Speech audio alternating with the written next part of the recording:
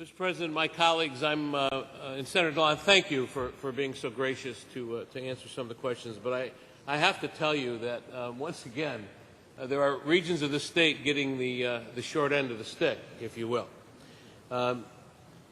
There are roads and bridges throughout the state, and there is more to this state than the MTA region. And although I have great respect and have been supportive when I chaired the committee of the MTA region, we always had parity.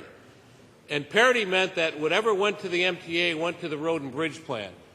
Senator DeLon, last year, in April, when the budget was passed, I asked you on the floor if there would be a road and bridge plan, if there would be parity.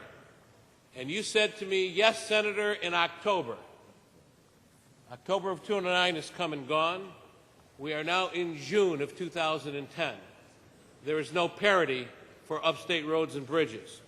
I turn to some of my colleagues from upstate New York, and I would refer to Senator Albertine, Senator Valesky, who on 2009, and I plead, gentlemen, for your help here.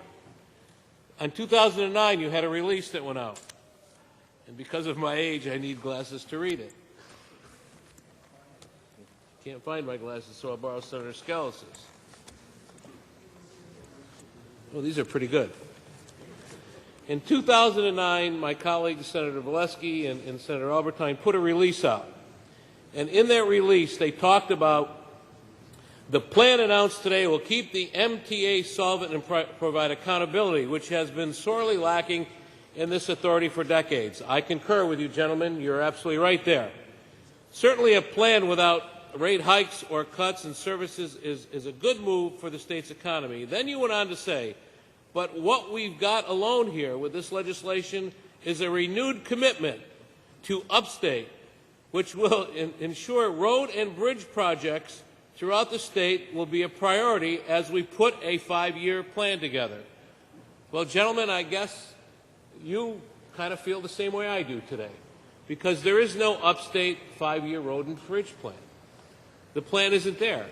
And both Senator Albertine and Senator Valesky, I know that you have the same issues that I have in my district and many of us have as upstaters. And it's not fair that there's a 5-year MTA plan, but yet the road and bridge plan gets ignored.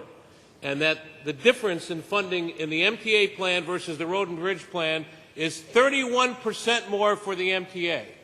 In 20 years in this House, in 20 years there was always parity, there was always shares.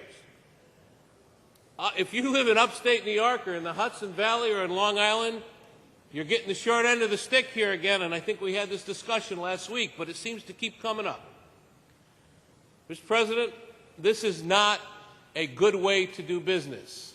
And then not only do we eliminate the shares, but we give the governor, no matter who it is, the opportunity to make those decisions on whether roads in Senator Bonasek's district get fixed or Senator Albertine's district gets fixed.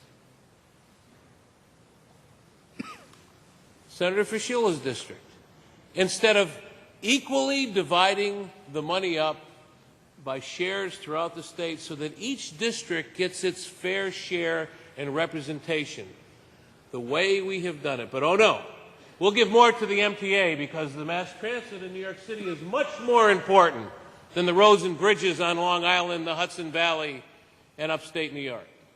Mr. President, I would call upon my fellow upstate colleagues on the Democratic side of the aisle, even Senator Stokowski. Buffalo is upstate, the last I knew, Senator Breslin. Help us here. Don't let upstate get shortchanged. Senator Valesky, who's not here, I wish he was, Senator Albertine, as you said in your release, there would be a plan, but unfortunately there is no plan.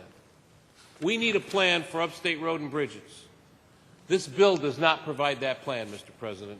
Upstate gets the short end again. Thank you, Senator Libous. Senator